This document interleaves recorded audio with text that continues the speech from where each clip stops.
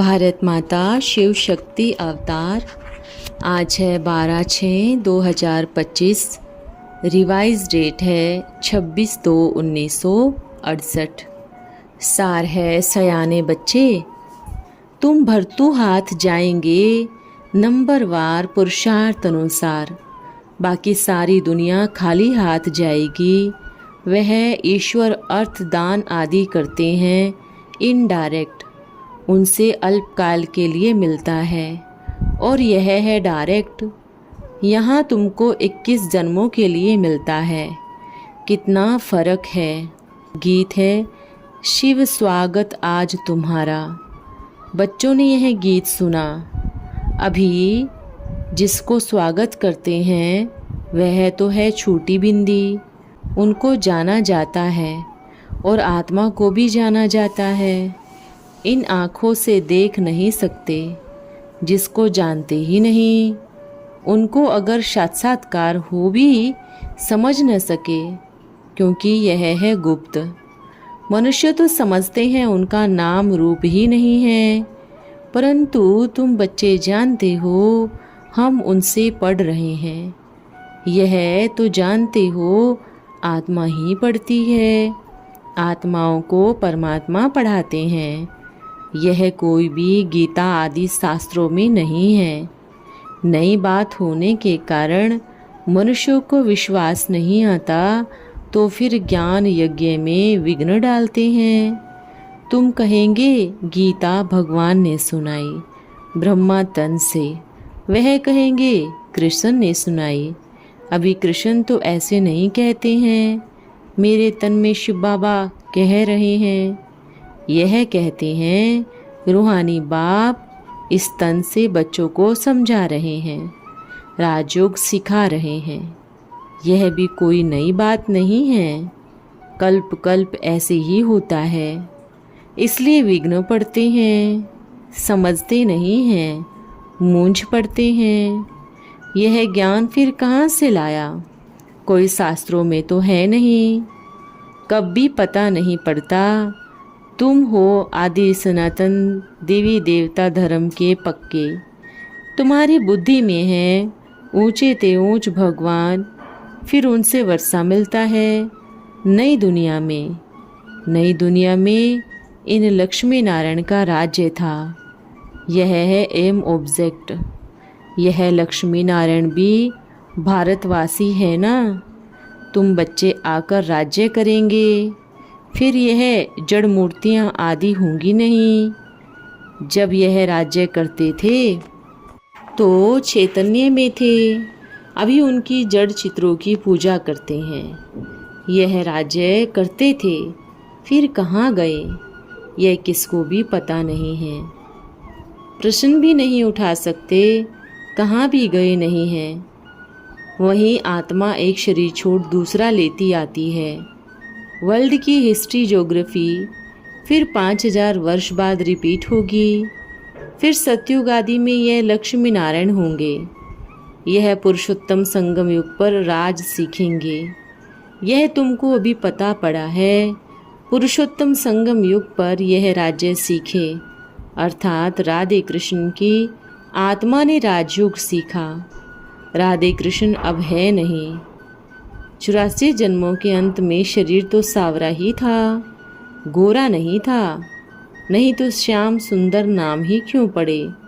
श्री कृष्ण तो गोरा होना चाहिए ना, फिर सावरा क्यों रखा है? भक्ति मार्ग में कथाएं तो बहुत बैठ सुनाते हैं। बाप आकर समझाते हैं ज्ञान और भक्ति है। ज्ञान में ही आकर देता हूँ, जिससे राजयोग सीख विश्व के मालिक बन जाते हो। यह चित्र आदि सभी है भक्ति मार्ग के। भारत में तो ढेर के ढेर चित्र मंदिर आदि हैं। जितने भारत में हैं उतने और कहीं नहीं हैं। तुम जानते हो भारत ही अविनाशी खंड है। बाप भी यहाँ आते हैं।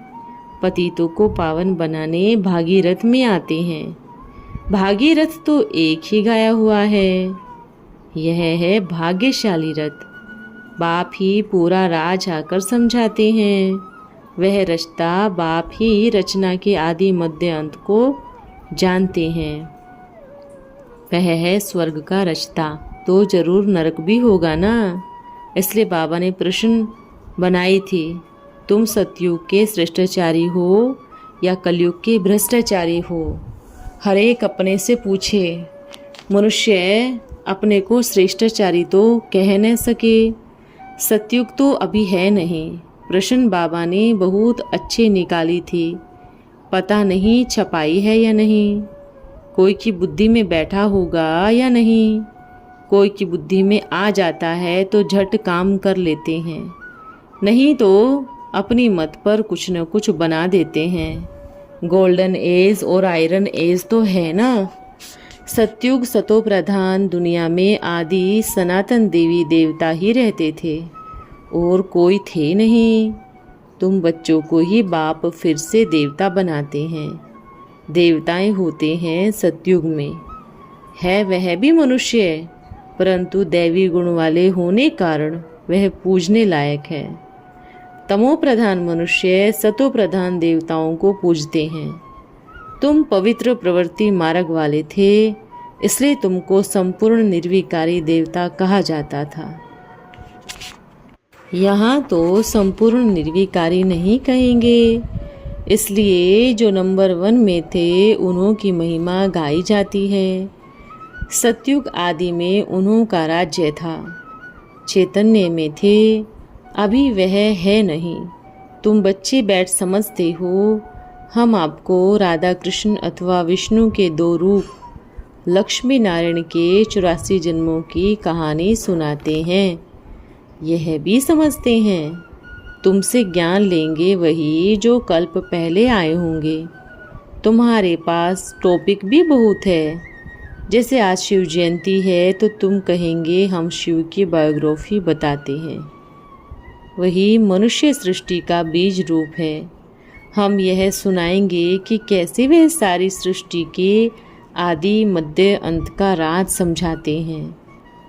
तुम पर्चे गिरवाएंगे, ढिंडोरा पिटवाएंगे, अखबार में डालेंगे, परंतु इससे भी कोई समझते नहीं हैं। टॉपिक तो बहुत अच्छी है, चिन्मयानंद का रोज अखबार में पढ़ता है, आज फलाने अध्याय पर समझाएंगे, तुम भी कहेंगे आज फलाने टॉपिक पर समझाएंगे। हम इनके लक्ष्मी नारायण के 84 जन्मों की कहानी बताते हैं। पूरे 84 जन्म कौन लेते हैं, वह तो भगवान बिगर कोई समझा न सके। ज्ञान सागर वह है। शिव जयंती भी मनाई जाती है तो जरूर यहाँ आते हैं ना। जयंती तो साकार मनुष्यों की ही होगी, जरूर यह आत्मा किस शरीर में प्रवेश करती है। प्रकृति का आधार लेते हैं, नया शरीर नहीं लेते हैं। खुद कहते हैं बहुत जन्मों के अंत के भी अंत में, जबकि वानप्रस्थ अवस्था होती है तभी मैं प्रवेश करता हूँ। इनमें बैठ तुमको सृष्टि की आदि मध्य अंत का राज समझाता हूँ। तो अभी हमको उनकी श्रीमत मिल रही है, जो फिर हम आपको समझाते हैं। ढेर के ढेर समझेंगे, रूहानी स्कूल खुलते जाएंगे। रूहानी बाप रूह को ही समझाते हैं। रूह सुनती है, इसलिए घड़ी घड़ी अपने को आत्मा समझना है, इसमें ही मेहनत लगती है। बाप कहते हैं अपने को आत्मा समझ, माँ में कम याद करो, पतित पावन मैं हूँ। श्री कृष्ण को तो पतित पावन नहीं कहेंगे, वह तो 84 जन्म लेकर पतित बनते हैं। बाप भी कहते हैं बहुत जन्मों के अंत में मैं प्रवेश करता हूँ, तो पतित हुए ना, वही फिर पहले नंबर में पावन बनता है। मैं आता ही हूँ आदि सनातन देवी देवता धर्म की स्थापना करने। स्थापना फिर बातें तो वंडरफुल है। बाप पहले पहले अपनी पहचान देते हैं, यह समझाने और कोई दे न सके। इसमें टाइम लगता है ना। भक्ति मार्ग वाले कोई इतना जल्दी नहीं समझते हैं। अभी तुम भी फील करते हो। पहले तो कुछ भी समझ में नहीं आता था, अभी कितनी पॉइंट्स चलती रहती हैं। ICS जब पढ़ते हैं तो फील करते हैं इससे पहले वाली किताब तो कोई काम की नहीं, उससे तो आमदनी नहीं होती। पिछली का छोड़, जब यह पढ़ते हैं तब नौकरी मिलती है। यहाँ पढ़ाई तो एक ही है। बाप कहते हैं आज तुमको मैं गुह्य रमणीक बातें सुनाता हूँ। ज्ञान का सागर है ना, और फिर सेकंड में जीवन मुक्ति देता हूँ। बाप के बन जाते हैं फिर तो स्वर्ग के मालिक ठहरे। यह भी बाप समझाते हैं, 2 बाप हैं। पारलौकिक बाप तो 21 जन्मों के लिए वर्षा देते हैं। यह कितनी ज़बरदस्त कमाई है। एक तो तुम लायक बनते हो और पाई पैसे के एवज में तो तुम साहूकार बनते हो, बहुत ऊंच पद पाते हो। शिव बाबा से तुम 100 गुणा कर लेते हो। बाबा तो शराफ भी है ना, कोई तो झट कह देते हैं बाबा यह सब कुछ आपका है, अमानत आपकी है। और कोई के पास भी रखन से तो डर है, क्योंकि सब विनाश होने वाले हैं। मनुष्य तो ब्याज पर जाकर रखते हैं। आगे तो 3-4 आना ब्याज का मिलता था, अभी 2 रुपये भी लेते हैं। बाप कहते हैं अभी तुम कहाँ भी रखेंगे तो ख़त्म हो जाएगा, बैंक में रखेंगे तो वह भी खलास हो जाएंगे ना। सारी दुनिया ही खलास होनी है, किनकी दबी रहेगी धूल में, यह सब विनाश हो जाना है। अभी देवी देवता धर्म की स्थापना हो रही है। कोई कोई मूझते हैं कहाँ रखे, यह तो सब खत्म हो जाएगा। आप काम में लगा दो, बाप कहेंगे अच्छा सर्विस में लगाओ, घेराव डालो, सेंटर्स खोलते रहो तो तुम्हारे काम आएंगे। बाकी सब खत्म हो जाएगा। यह है सच्ची कमाई। हाथ ऐसे भरतू और खाली होता है ना, तुम बच्चे भरतू हाथ जाएंगे। नंबरवार पुरुषार्थ अनुसार बाकी सारी दुनिया खाली हाथ जाएगी। वह ईश्वर अर्थ दान आदि करते हैं इनडायरेक्ट, और यह है डायरेक्ट। उनसे अल्पकाल लिए मिलता है, यहाँ डायरेक्ट करने से तुमको 21 जन्मों के लिए मिलता है। कितना फ़र्क है। बाप तो कोई से भी लेते नहीं हैं।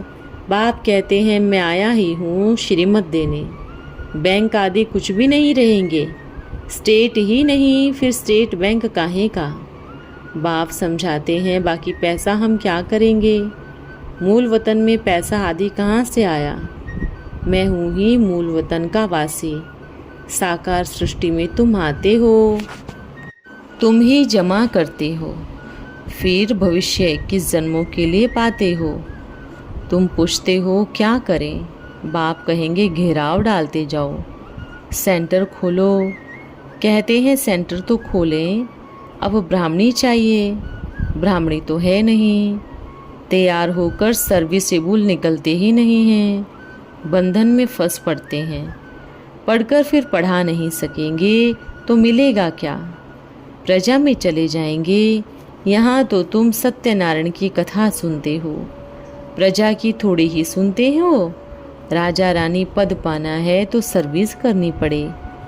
जीती जी मरकर बाप का बनना, पहले तो मरे थे उन्हों से पूछो, उस समय से खिटखिट चलती आ रही है।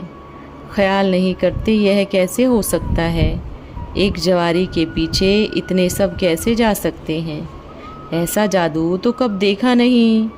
जरूर कुछ शक्ति है, बस ऐसे ही कहते रहते हैं, परंतु कौन सी शक्ति है, शक्ति क्या चीज़ है, वे कुछ भी नहीं जानते।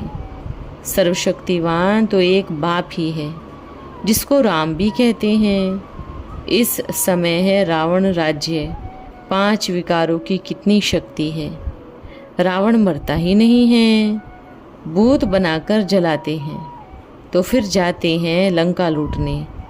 अच्छा एक बार लूटा, फिर क्यों जाते हैं। बाप ने तो समझाया है ये सारी दुनिया ही लंका है। इस समय है ही रावण राज्य, सोना आदि कुछ भी नहीं है, नहीं तो लूटेंगे फिर क्या। सतयुग में कितना सोना जवाहरात आदि थे, सब रावण ने लूट खल्लास कर दिया। बाप तो पूछते हैं ना, बताओ हमने तुमको राजाई दी, क्या किया? वह सोने के महल आदि सब कहाँ गए? कितने हीरे जवाहरात के महल थे। यह सोमनाथ का मंदिर किसने बनाया? तुम तो जानते हो ना। तुम कहेंगे इन्हों लक्ष्मी नारायण ने बनाया। अभी राज्य भाग्य लेते हैं, फिर भक्ति मार्ग में सोमनाथ का मंदिर आदि बनाएंगे। यह तो निश्चय की बात है ना। जरूर राजा ही बनाएंगे ना। नंबरवार जो साहूकार होगा वही बनाएंगे। राजाएं तो बहुत होंगे, एक को देख दूसरा भी बनाते होंगे। इतना बड़ा लश्कर आया तो एक ही मंदिर थोड़े ही लूटा होगा। शहर में भी तो घुसे होंगे। 1 लाख लश्कर एक मंदिर में थोड़े ही लगे होंगे। तो यह सब खर्चा करते करते मंदिर बनाते बनाते शास्त्र आदि सुनाते सुनाते पैसे ही खलास कर दिए। गरीब बन पड़े हैं। जब तक लोन न लेवे तब तक रोटी भी पहुंचा न सके। क्या हाल है। यह खेल है हार और जीत का। फिर भी ऐसे ही चलेगा। ड्रामा का चक्र ऐसे फिरता रहता है। यह तुम समझते हो, तुम भी पहले बेसमझ थे। बाप ने कितना समझदार बनाया। अभी श्रीमत को हप करते जाओ, उस पर चलो ना। बाप कहते हैं अपने को आत्मा समझो, दूसरे को भाई की दृष्टि से देखो, पवित्र बनो। शरीर का भान नहीं चाहिए। अपने को आत्मा समझ मामे कम याद करो, दूसरे को ज्ञान भी आत्मा समझ कर दो। प्रैक्टिस करो। यह शिव जयंती भी तुम मनाते हो औरों को जगाने के लिए। तुम तो जगे हुए हो। गीत आदि भी तुमको थोड़े ही सुनना है। तुम तो सभी कुछ जानते हो ना। मनुष्य जयंतियाँ मनाते हैं झूठी, तुम मनाते हो सच्ची। बोलो, जब शिव बाबा आया था तो अनेक धर्म का विनाश, एक धर्म की स्थापना की थी। राजयोग सिखाया था, इसलिए बाबा ने समझाया था। आज जहाँ तहाँ तुम लक्ष्मी नारायण का चित्र रखो, तुम ब्राह्मणों की है एमोजेक्ट है। लक्ष्मी नारायण के चित्र को फ्रेम कराकर घर के अंदर चाहे बाहर लगा दो। जो कोई भी देखे तो पूछे, बोलो हम यह राज्य स्थापन कर रहे हैं। बाप कहते हैं पावन बनो। पतित पावन कोई गंगा नहीं है। बाप को याद करो तो विकर्म विनाश होंगे। बाप कहते हैं पावन बनो तो पावन दुनिया के मालिक बन जाएंगे। कोई भी देहधारी को याद नहीं करो।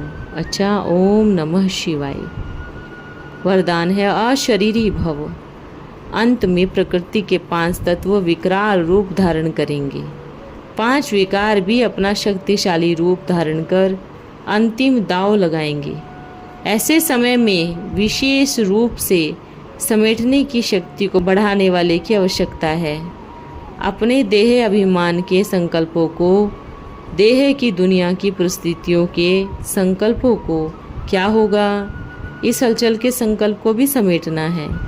शरीर के संपर्क के वस्तुओं, साधनों की प्राप्ति के संकल्प को भी समेटना है। इसके लिए एक घर जाने के संकल्प और अशरीरी भाव का वरदान को आवश्यक कार्य में लगाओ, तभी विजय बनेंगे। ओम नमः शिवाय।